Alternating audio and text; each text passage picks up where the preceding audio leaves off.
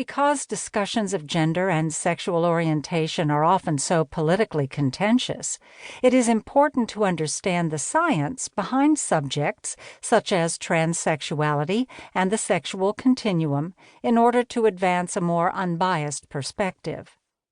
But the science behind love and sex isn't all roses, and Section 6 looks at the darker side.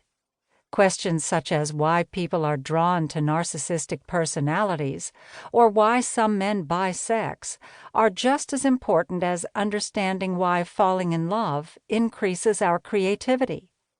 To ignore the darker aspects of love is to trivialize it. We're aware of the contradictions presented in this book. Love's paradoxes are one of the reasons why it is the topic for cultural discourse. As Leo Tolstoy pointed out, there are as many kinds of love as there are hearts. This audiobook cannot discuss all the kinds of love or all the kinds of hearts, but we hope it will be helpful in understanding your own. Hannah Schmidt, Book Editor. Section 1. Men are from Mars, Women are from Venus.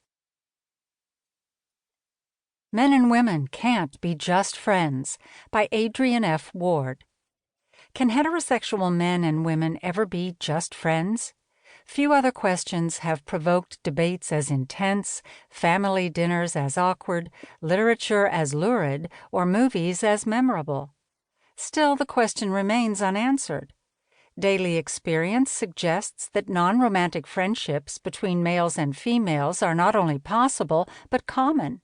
Men and women live, work, and play side by side, and generally seem to be able to avoid spontaneously sleeping together. However, the possibility remains that this apparently platonic coexistence is merely a facade, an elaborate dance covering up countless sexual impulses bubbling just beneath the surface. New research suggests that there may be some truth to this possibility, that we may think we're capable of being just friends with members of the opposite sex, but the opportunity, or perceived opportunity, for romance is often lurking just around the corner, waiting to pounce at the most inopportune moment.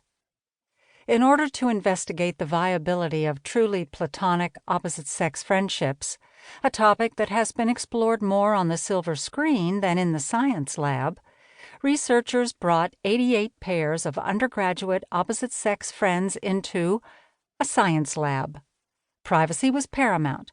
For example, imagine the fallout if two friends learned that one, and only one, had unspoken romantic feelings for the other throughout their relationship.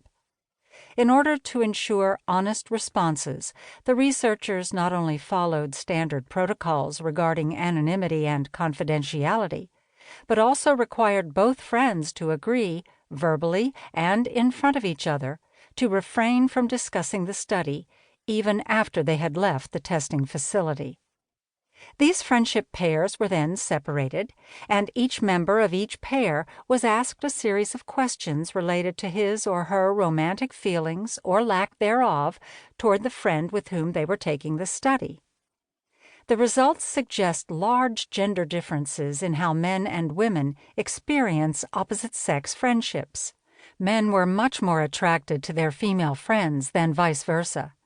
Men were also more likely than women to think that their opposite-sex friends were attracted to them, a clearly misguided belief. In fact, men's estimates of how attractive they were to their female friends had virtually nothing to do with how these women actually felt, and almost everything to do with how the men themselves felt.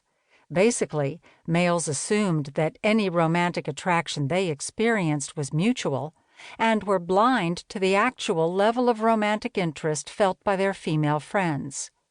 Women, too, were blind to the mindset of their opposite-sex friends. Because females generally were not attracted to their male friends, they assumed that this lack of attraction was mutual. As a result, men consistently overestimated the level of attraction felt by their female friends, and women consistently underestimated the level of attraction felt by their male friends. Men were also more willing to act on this mistakenly perceived mutual attraction.